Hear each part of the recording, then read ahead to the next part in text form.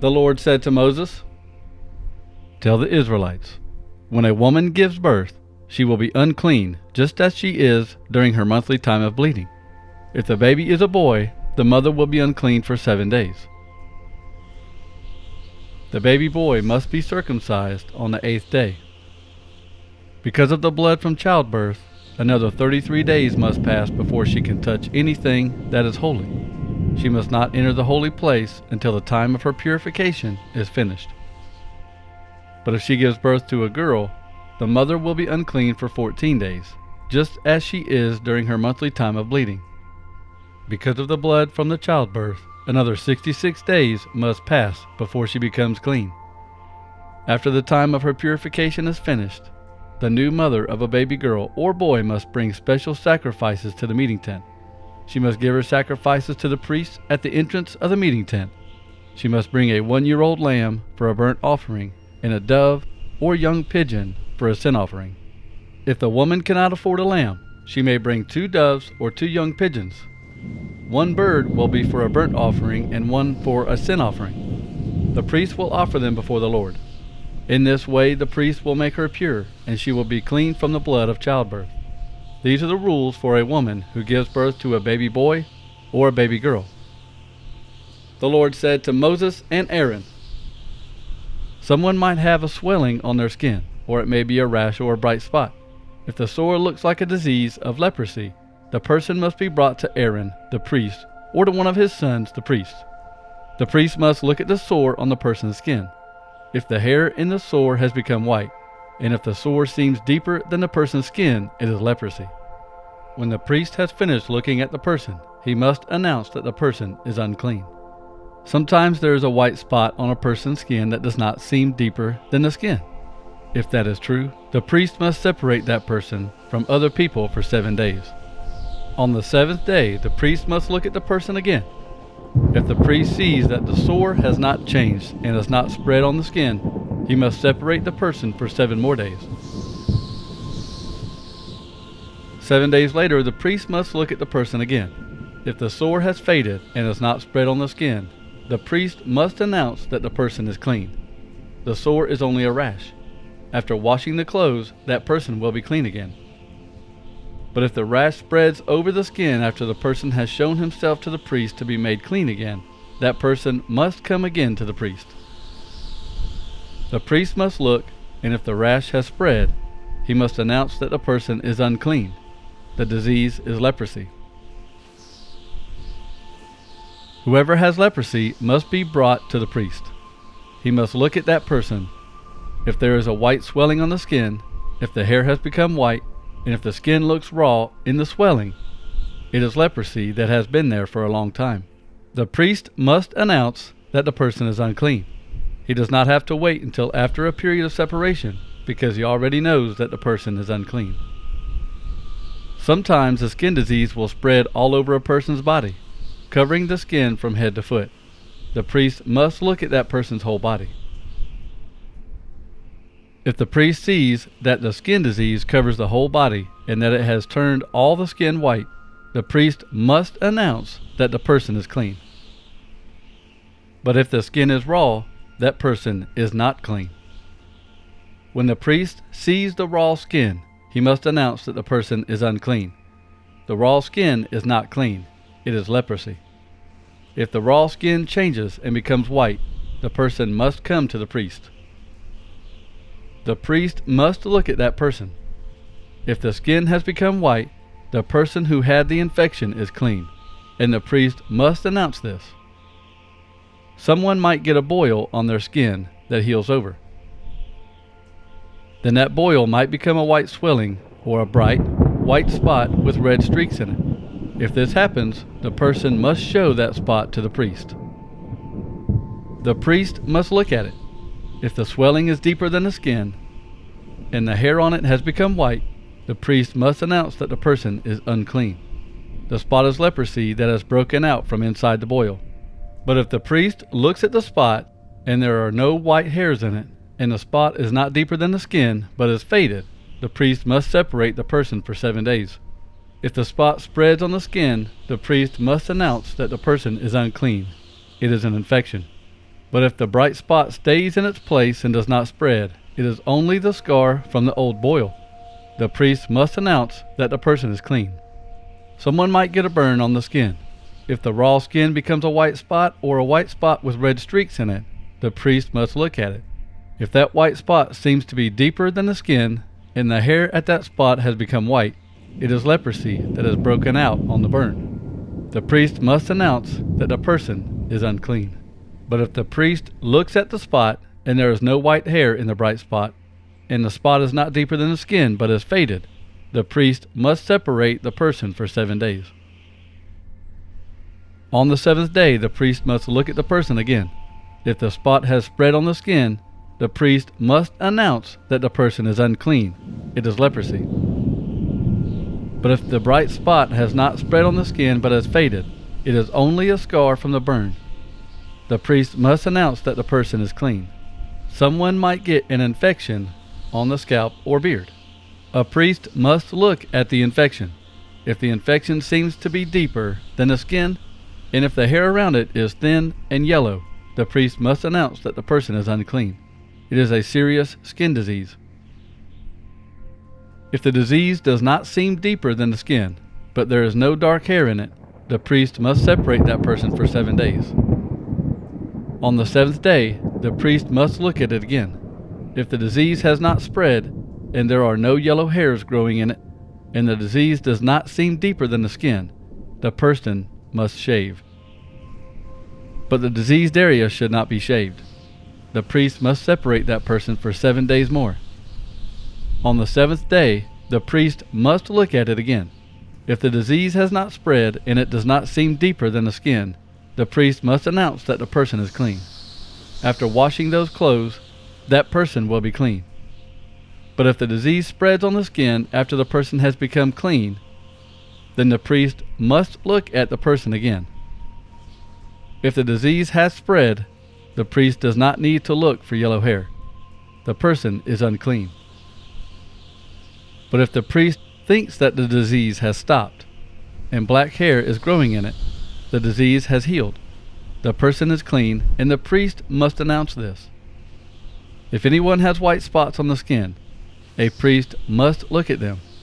If the spots on that person's skin are dull white, the disease is only a harmless rash. That person is clean. A man might begin to lose the hair on his head. It is only baldness, so he is clean. A man might lose hair from the sides of his head. He is clean. It is only another kind of baldness. But if there is a red and white infection on his scalp, it is a skin disease. A priest must look at him. If the swelling of the infection is red and white and looks like the leprosy on other parts of his body, then he has leprosy on his scalp. The person is unclean. The priest must announce that he is unclean. People with leprosy must warn other people. They must shout, "Unclean! Unclean!" They must tear their clothes at the seams.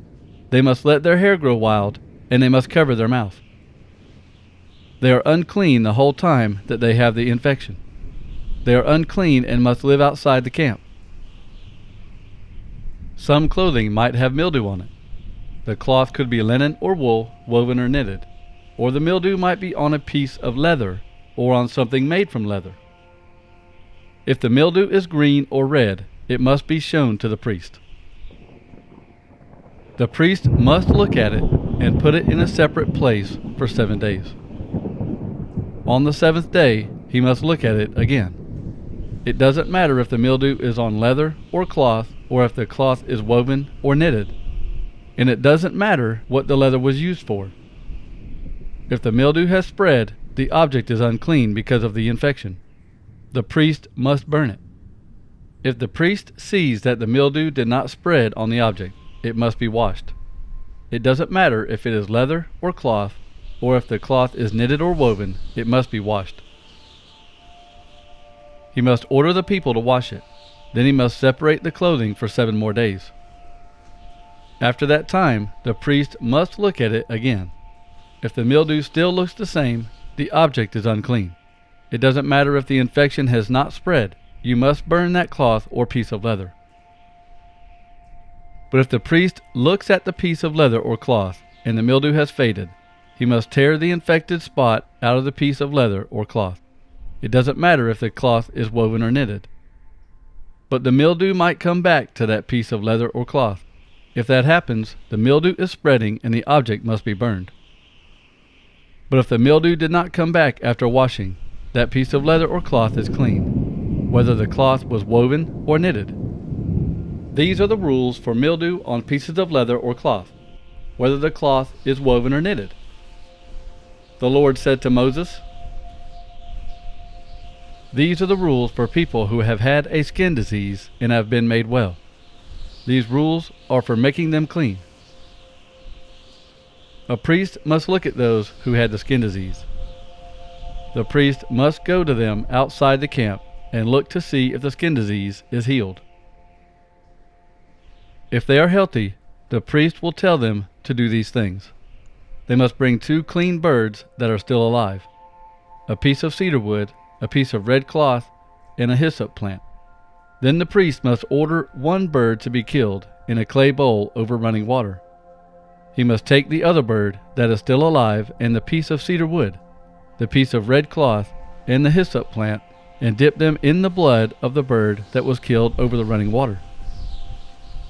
He must sprinkle the blood 7 times on those who had the skin disease. Then he must announce that they are clean. After that, the priest must go to an open field and let the living bird go free. The people going through this purification ceremony must wash their clothes, shave off all their hair, and wash with water. Then they will be clean. They may then go into the camp, but they must stay outside their tent for 7 days. On the 7th day they must shave off all their hair. They must shave their head, their beard, and their eyebrows. Yes, all their hair. Then they must wash their clothes and bathe their bodies in water. Then they will be clean. On the 8th day, anyone who had a skin disease must take 2 male lambs that have nothing wrong with them, a 1-year-old female lamb that has nothing wrong with it. They must also take 24 cups of fine flour mixed with oil for a grain offering, and 2/3 of a pint of olive oil. The priest must bring that person and those sacrifices before the Lord at the entrance of the meeting tent. This must be the same priest who announced that the person is clean. The priest will take one of the lambs and the oil as a guilt offering. He will lift them in front of the Lord to show they were presented to God. Then the priest will kill the male lamb in the holy place, where they kill the sin offering and the burnt offering. Like the sin offering, the guilt offering belongs to the priest. It is very holy. The priest will take some of the blood of the guilt offering. He will put some of this blood on the tip of the right ear of the person to be made clean. The priest will put some of this blood on the thumb of the right hand and on the big toe of the right foot of that person. The priest will also take some of the oil and pour it into his own left palm. Then the priest will dip the finger of his right hand into the oil that is in the left palm. He will use his finger to sprinkle some of the oil 7 times before the Lord. Then he will put some of the oil that is in his palm on the person to be made clean. He will put that oil on the same places he put the blood of the guilt offering. The priest will put some of the oil on the tip of the person's right ear, on the thumb of the right hand, and on the big toe of the person's right foot. He will put the oil that is left in his palm on the head of the person to be made clean. In this way he will make that person pure before the Lord. Then the priest must offer the sin offering to make that person pure. After that he will kill the animal for the burnt offering. He will then offer up the burnt offering and the grain offering on the altar. In this way the priest will make that person pure, and that person will become clean. A poor person might not be able to afford all these offerings, so that poor person can use 1 male lamb as a guilt offering. It will be presented to God so that the priest can make that person pure. The poor person must take 8 cups of fine flour mixed with oil. This flour must be used for a grain offering. The poor person must also take 2/3 of a pint of olive oil and 2 doves or 2 young pigeons. Even poor people can afford these things. 1 bird will be a sin offering, and the other will be a burnt offering. On the 8th day, that person will bring these things to the priest at the entrance of the meeting tent. These things will be offered before the Lord, so that the person can become clean. The priest will take the lamb for the guilt offering and the oil, and he will lift them up to show that they were offered before the Lord. Then he will kill the lamb of the guilt offering, take some of its blood, and put it on the tip of the right ear of the person to be made clean. The priest will put some of his blood on the thumb of the right hand and on the big toe of the right foot of this person. He will also pour some of this oil into his own left palm. He will use the finger of his right hand to sprinkle some of the oil that is in his left palm 7 times before the Lord. Then he will put some of the oil that is in his palm on the same places he put the blood from the guilt offering. He will put some of the oil on the tip of the right ear of the person to be made clean. The priest will put some of the oil on the thumb of the right hand and on the big toe of the person's right foot. He will put the oil that is left in his palm on the head of the person to be made clean. In this way he will make that person pure before the Lord. Then the priest must offer one of the doves or young pigeons. He must offer whichever the person can afford. He must offer one of these birds as a sin offering and the other bird as a burnt offering. He must offer the birds with the grain offering. In this way the priest will make that person pure before the Lord, and that person will become clean. These are the rules for making people clean after they become well from a skin disease. These are the rules for those who cannot afford the regular sacrifices for becoming clean.